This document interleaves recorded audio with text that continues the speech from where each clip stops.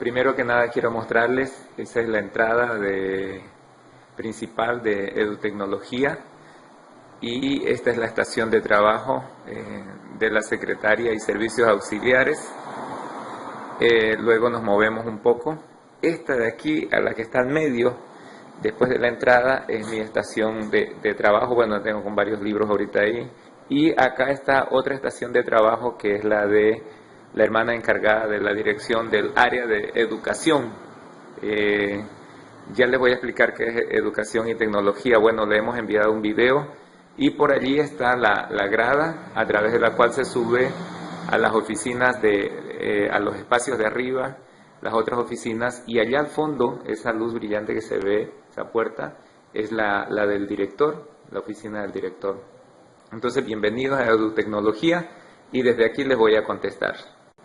Bueno, mis queridos hermanos de la Iglesia Jesús Esperanza de Vida, reciban un abrazo de parte nuestra acá desde Costa Rica.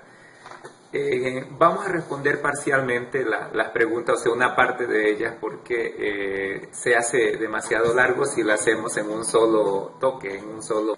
Quiero responder la pregunta de mi hermano Nicolás Fernández, que dice, ¿cómo llegaron a los pies de Cristo?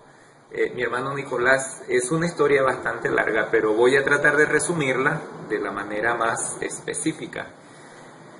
Me convertí en Navidad del año 1984, Navidad del 84.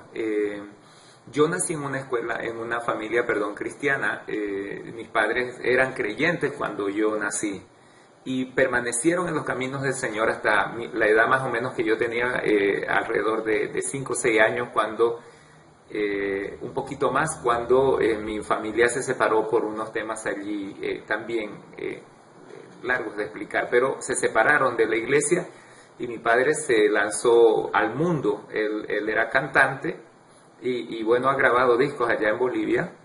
Y a él le gusta mucho la música mexicana, entonces se dedicó a la música, era maestro de música, se pensionó con eso. Pero ya cuando yo llego a mi preadolescencia, y buena parte de mi niñez la pasé ya lejos de la iglesia. Pero yo sí recuerdo las vivencias que teníamos hasta mis 5 o 6 años dentro de lo que fue la iglesia cristiana y la participación de mis padres, que era muy, muy comprometida. Entonces, cuando yo cumplí mis 16 años, yo conocí, bueno, esta partecita de aquí. Yo entré a segundo medio allá, cuando era así el sistema, ¿no? Entré a segundo medio en el Colegio Adventista de Guayara Merín, y allí nos hicimos muy amigos con un compañero, con un compa de la escuela, del colegio allí. Y hicimos una apuesta porque vimos a una muchacha muy hermosa, muy bonita, una morena hermosa. Hicimos apuesta de quién la conquistaba a ella. Entonces, cuando sorteamos quién iba a intentar primero conquistarla, gané yo. Entonces yo me acerco a esa muchacha en la escuela, que yo estaba en segundo medio y ella estaba en cuarto medio. Yo me acerco y le hablo y comienzo a tratar de hacer amistad con el fin de ganarme la apuesta. Casi inmediatamente ella me responde de que es cristiana, de que es una seguidora de Jesús, que ama al Señor, y comenzó a hablarme de la iglesia. Entonces cuando yo escuché y yo quería otra cosa, digamos, yo quería ganar la apuesta y conquistarla a ella, y ella me hablaba de Jesús y de su iglesia y de todo ese asunto ahí, entonces yo decidí retirarme. Yo dije, aquí está perdida la apuesta, yo no voy a poder hacer nada. Pero sin embargo también sabía que el otro tampoco iba a poder. Bueno, esa era mi imagen en términos de la cristiandad, porque yo sabía que una persona cristiana era una persona diferente, y además yo, siendo incrédulo en ese entonces, sabía que una chica cristiana no iba a poner sus ojos en un incrédulo. Eso era casi un hecho. Lo cierto es que después de que yo me retiré y ya desechamos la apuesta y dijimos, ya que quede en nada, la muchacha comenzó a buscarme a mí, y comenzó a buscarme cada día. Tocaba la campana y en el recreo la muchacha venía a buscarme, y era para hablarme de Jesús y para hablarme de Jesús. Así que comencé a esconderme de ella en los recreos. Ya yo me escondía, me desaparecía donde podía para que ella no me busque, y ella andaba buscándome. Me estuvo hablando de Jesús casi todo ese año, porque la apuesta la hicimos empezando el año casi, y logró involucrarme con con un proyecto parecido a los Scouts cristianos. Entonces yo fui a ese proyecto que se hacían nudos, se armaban carpas, se hacía supervivencia en la selva y cositas así.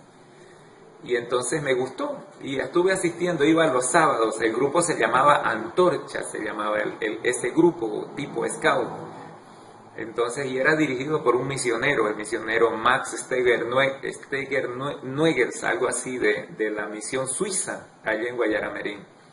Entonces, lo cierto es que llegó un momento en que ya se acercaba diciembre, estoy hablando más o menos de octubre yo, ya se acercaba diciembre y yo era el que estaba organizando la fiesta de fin de año del curso.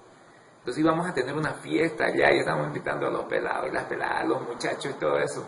Y yo era el organizador de la fiesta. Entonces decidí que ya no voy a volver a ir a ese grupo Antorchas, que voy a tirar al traste con todo eso, me voy a librar del asunto. El hermano Max, el misionero, había venido a la casa y me dejó un papel,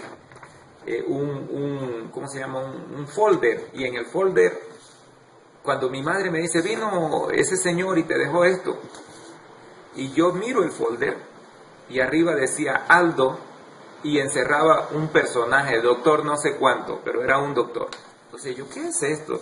Y comienzo a mirar y había sido un drama de Navidad, un drama navideño. Entonces cuando yo veo eso, no, yo no me meto en esto. No, digo yo, no, ahorita voy a terminar con esto. Y me dice mi madre, bueno, él te lo dejó, me dijo mi mamá.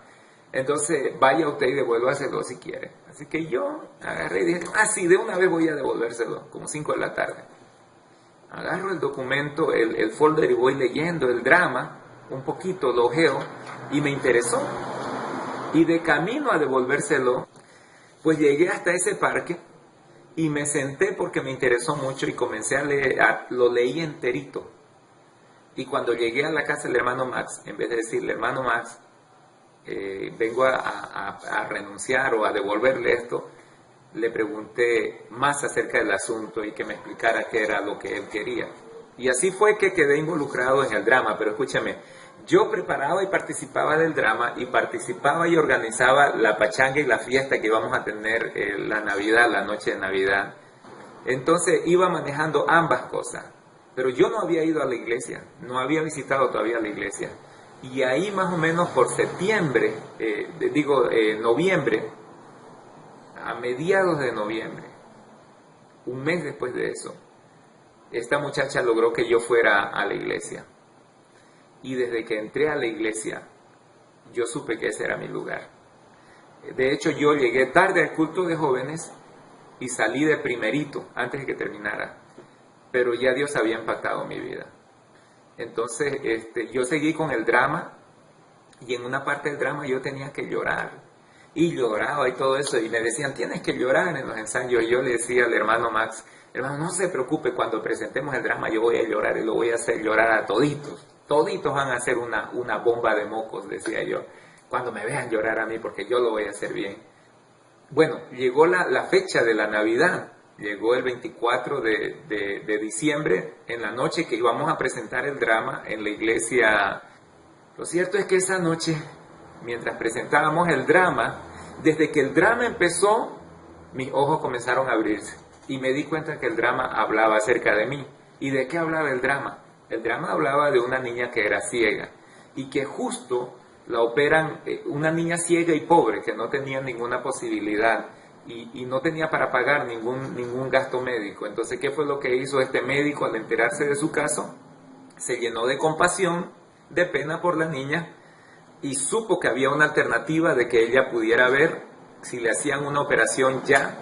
Y bueno, él se ofreció voluntario para hacer esa operación y justo la noche del 24 de diciembre, en la nochecita, el médico va para quitarle las vendas y la niña iba a ver por primera vez.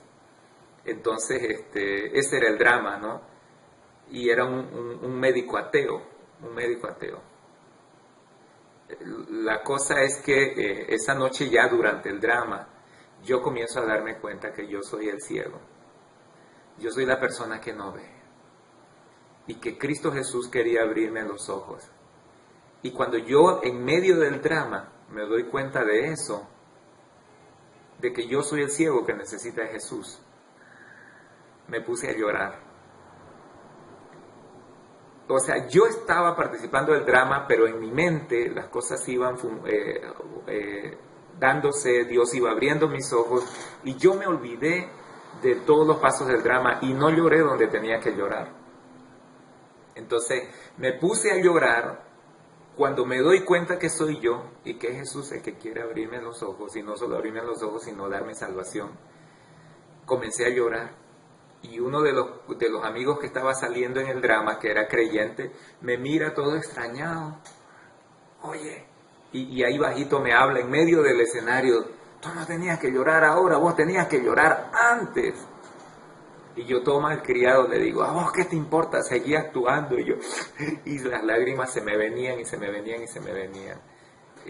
Allí, en el mismo escenario, en mi mente, en mi corazón, yo dije: Señor, yo te acepto. Yo te acepto, mi Dios.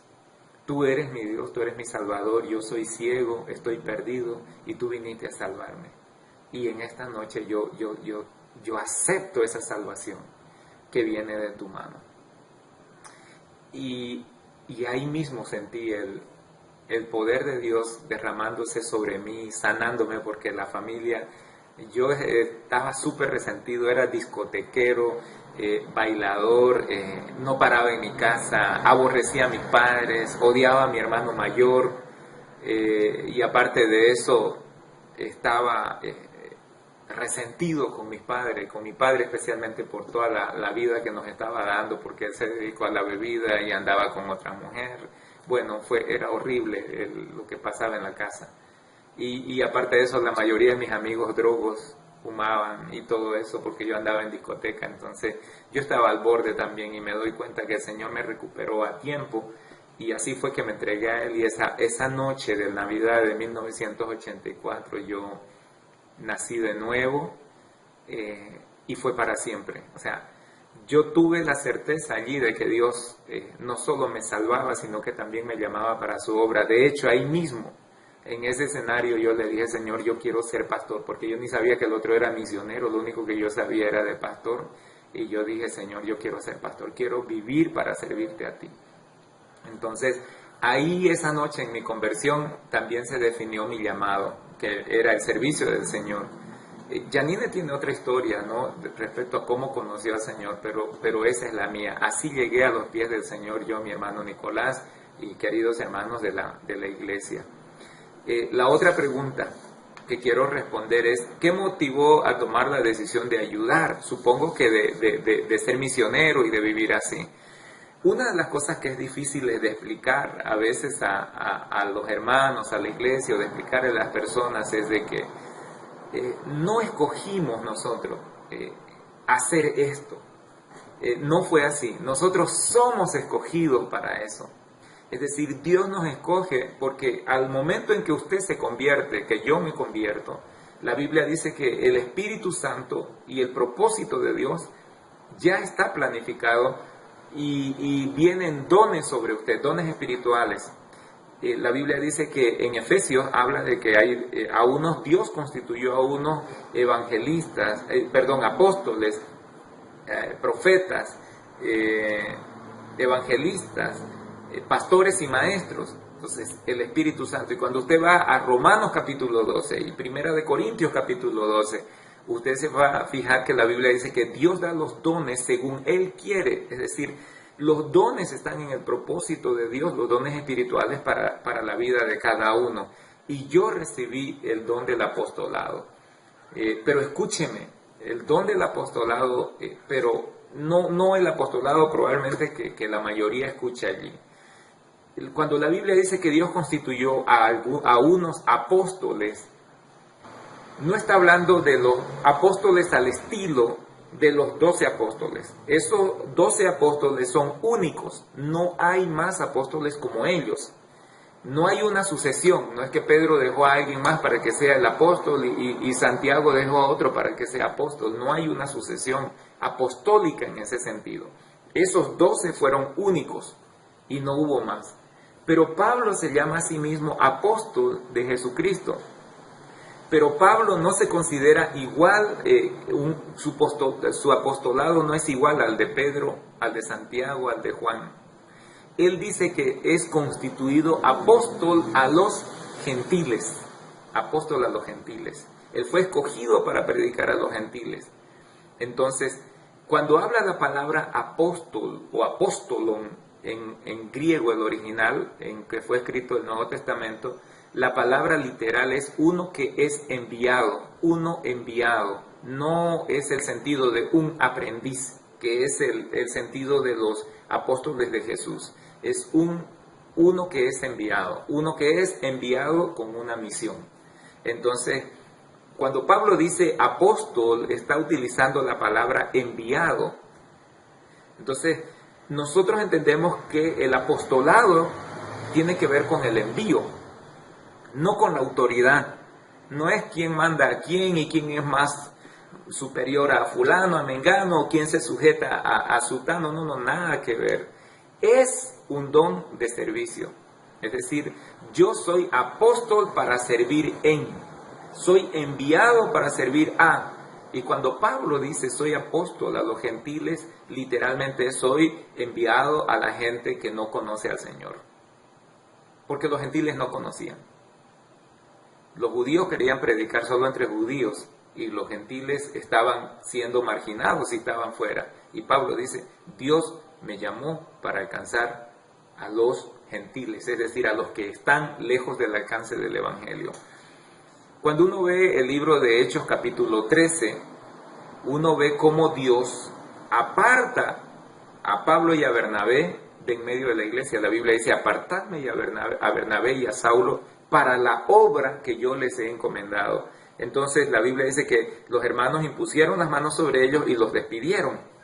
Ahora hay unas cosas interesantes respecto a eso. La palabra cuando dice, la Biblia dice apartadme, cuando el Espíritu dijo apartadme a Bernabé y a Saulo, la palabra que utiliza para apartar, apartó, lo apartaron, se apartó, se apartaron, esa palabra literalmente significa divorcio. Divorcio. Literalmente lo que está diciendo el Espíritu Santo es divórcienme a Bernabé y a Saulo de la iglesia. O sea, de esta iglesia local, sepárenlo, apártenlo. Así el equivalente es a un divorcio. Cuando dos personas se divorcian, cuando marido y mujer están, la Biblia dice, el hombre no es sin la mujer, ni la mujer es sin el varón, el cuerpo de la mujer le pertenece al varón, el cuerpo del varón, es decir, le pertenece a la mujer, es decir, ambos tienen autoridad el uno sobre el otro. Pero cuando se separan, ya no tienen autoridad el uno sobre el otro. ¿Me explico? Cuando la Biblia dice, sepárenme a Bernabé y a Saulo, divórcienme a Bernabé y a Saulo, es exactamente eso. Sepárenmelo, apártenmelo. En otras palabras, ya no les pertenecen a ustedes. Ya no les pertenecen a ustedes. En otras palabras, ya no tienen obligación con ustedes. Tienen obligación conmigo porque yo los estoy escogiendo. Suena rudo, ¿verdad? Suena rudo, pero así es.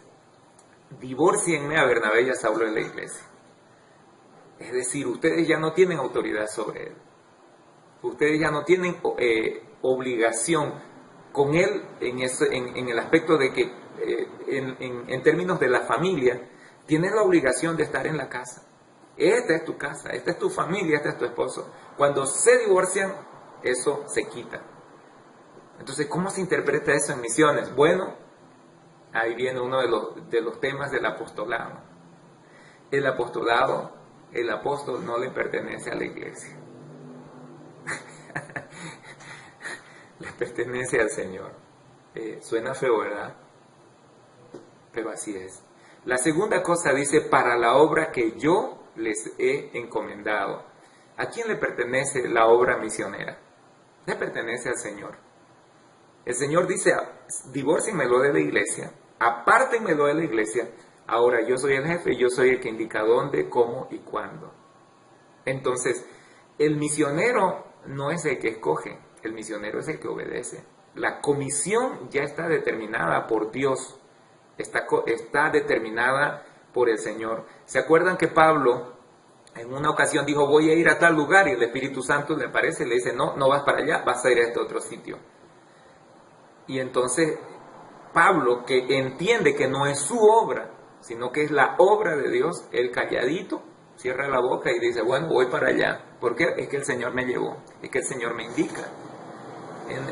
Él tenía un nivel de escogencia y de elección, pero ese nivel de elección estaba bajo la autoridad, el propósito y la guía de Dios. Es decir, la iniciativa del misionero está buena, y el misionero necesita iniciativa y mucha, pero esa iniciativa está bajo la autoridad y la guianza de Dios. Por eso Pablo no pelea con Dios. Ay, no, Señor, ¿qué pasa? No, es que yo quiero ir allá, mi visión es allá. No, no es tu visión, es lo que Dios quiere que tú hagas. Entonces se calla y se obedece. Él lo separa de la iglesia y le dice, para la obra que yo les he encomendado. Y la Biblia dice que los hermanos oraron por ellos, le impusieron las manos y los enviaron, los despidieron, los enviaron. Esa palabra, y los despidieron, es la misma palabra que se utiliza cuando Agar e Ismael fueron despedidos de la casa de Abraham. Y dice, y los despidió Abraham, dice la Biblia, a Agar y a Ismael su hijo, y los envió al desierto. La palabra despidió suena muy bonita. Ay, sí, que Dios te bendiga, adiós, qué lindo, qué hermoso. No, literalmente significa botar, fueron botados. Cuando habla de despedido, es botados. En otras palabras, es la iglesia cuando envía a un misionero, lo está botando literalmente a las manos de Dios. Lo está botando literalmente a las manos de Dios. Entonces, la figura es, nos divorciamos, la figura es, yo los comisiono, dice el Señor, y la figura es, somos botados del contexto de la iglesia a las manos de Dios. Entonces, para responder y hacer un resumen de todo esto, número 1, no escogimos, fuimos escogidos.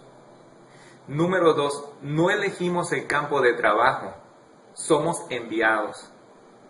¿Tenemos visión? Claro que sí. ¿Tenemos iniciativa? Claro que sí, pero eso está bajo la autoridad de Dios. Por eso es que a veces las cosas no salen como uno las quiere y como uno las planifica. Y número 3, somos botados a las manos de Dios. ¿Por qué? Porque la obra misionera no se guía desde la iglesia. La iglesia ora, la iglesia apoya, la iglesia tiene presente la obra del Señor. Pero quien la guía, la dirige, es el Señor mismo.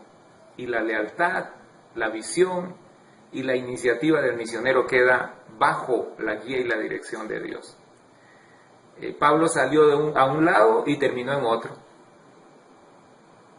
Eso casi responde la otra pregunta que está por allí.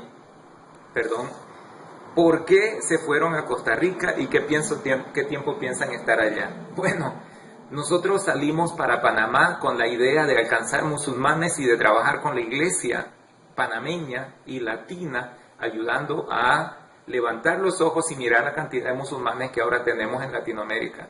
Y que no necesitamos ir tan largo necesariamente, es necesario, pero los tenemos cerca, los tenemos tan cerca de nosotros, que los miramos y no lo vemos como campo misionero acá en Latinoamérica. Entonces, levantar los ojos de la iglesia para que vea que hay musulmanes, chinos, budistas, un montón, que están cerca de nosotros y no los estamos alcanzando para Cristo. Vinimos a eso, a Panamá. Pero las circunstancias familiares nos han traído acá a Costa Rica. Y ya les respondo. La pregunta es, ¿por qué se fueron a Costa Rica y qué tiempo piensan estar allí? Nos vinimos a Costa Rica sin pensarlo tan rápidamente, porque mi esposa Yanine es hija única, es decir, no hay más hijos en la familia, y mis suegros están enfermos y están mayores, y más que mayores, enfermos. Mi suegro ha tenido 5 derrames, 3 infartos, es hipertenso, tiene Parkinson. Mis suegras digo porque son gemelas que viven en la casa. Una de las gemelas enviudó y se vino a vivir con la familia y viven hasta ahora allí, muchos años ya. La gemela, la mamá de mi esposa es gemela, entonces son dos mujeres ahí en la casa. Y en otras palabras, son dos mujeres y un varón, 3 viejitos.